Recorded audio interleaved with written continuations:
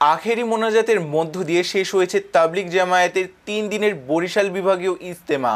দেশ, জাতি ও মুসলিম উম্মার হেদায়েত, শান্তি ও কল্যাণ কামনায় আল্লাহর দরবারে দুহাত তুলে বিশেষ মোনাজাতে অংশ নেন লাখো লাখো মুসল্লি। আমিন আমিন ধ্বনিতে মুখরিত হয়ে ওঠে ইজতেমা ময়দান। শনিবার 20 ডিসেম্বর আখেরি মোনাজাতের মধ্য দিয়ে ইজতেমার আনুষ্ঠানিকতার সমাপ্তি ঘোষণা করা হয়।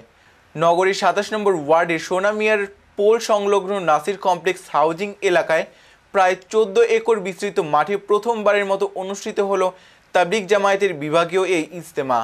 এতে বরিশাল বিভাগের 6 জেলা সহ দেশের বিভিন্ন অঞ্চল এবং বিদেশ থেকেও কয়েক লাখ মুসল্লি অংশ নেন। আখেরি মোনাজাতের অংশ নিতে ভোর থেকেই হাজার হাজার মুসল্লি ইজতেমা ময়দানে ছুটে আসেন। মূল ময়দানে জায়গা না পেয়ে অনেকেই আশপাশের খালি জায়গা ও সড়কে অবস্থান নিয়ে মোনাজাতে শরিক হন। লাখো কণ্ঠের দোয়ায় আল্লাহর সন্তুষ্টি কামনায় মুখরিত হয়ে ওঠে পুরো এলাকা। আখেরি মোনাজাতের আগে পবিত্র কোরআন ও হাদিসের আলোকে বয়ান এবং হেদায়েতি বয়ান অনুষ্ঠিত হয়। লাখ লাখ মুসল্লির উপস্থিতিতে ইবাদত বন্দিগি, জিকির ও তাকবীর ধ্বনিতে প্রকম্পিত হয় ইজতেমা ময়দান। আমরা একদম উত্তর দিকে যে তাশকিলের কামরা আছে সেখানে যোগাযোগ করব, এখানে আমাদের তরতিব করা হবে। আর ভাই প্রত্যেক জেলা থেকে যারা বছরে 2 মাস সময় লাগায়, 2 মাস তরতিবে ওনাদের ঢাকাতে যাওয়া যাবে।